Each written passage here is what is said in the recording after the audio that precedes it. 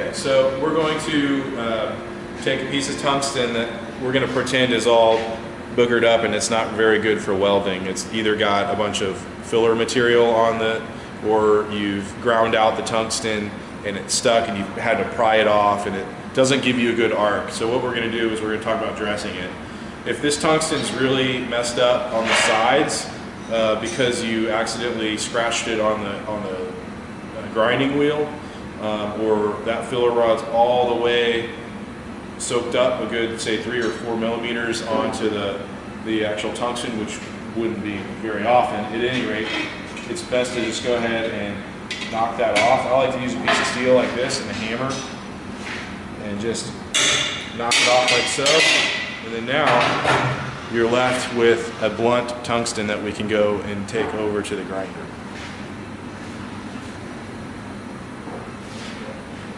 So here on the grinder, what I like to do is probably best to come over to this side.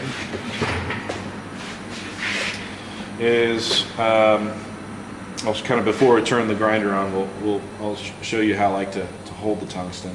I like to grip this with my 2 fingers. This will just keep my fingers out of the grinder.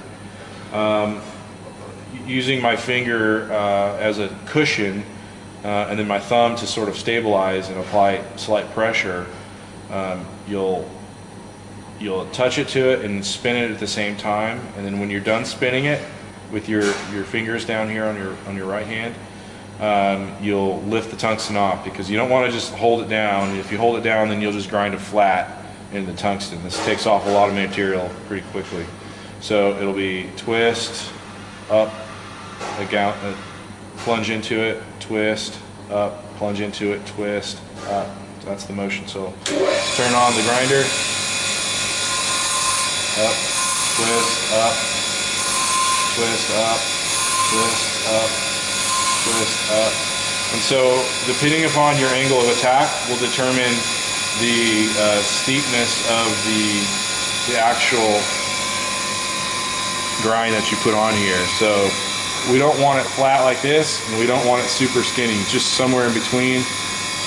You can look on millerwelds.com and they'll advise as to what the direct angle needs to be. I mean, I've always just kind of met in between what you would normally sharpen your lead holder in your lead when sketching and something that steep. That right there for me is a little too squatty.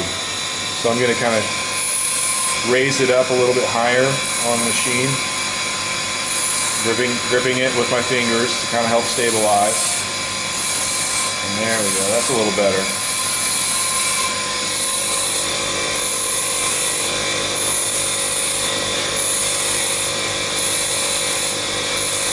Okay, so I don't know if can you see that? Yep. It's a little bit better. It's not as stubby. So that'll work for us. So the reason the orientation is like this and not like that is because millerwelds.com, when you look at the sharpening tungsten information, they advise to have all the little microscopic scratches in the tungsten parallel to the actual tungsten. It helps arc control, from what they say. And that's it.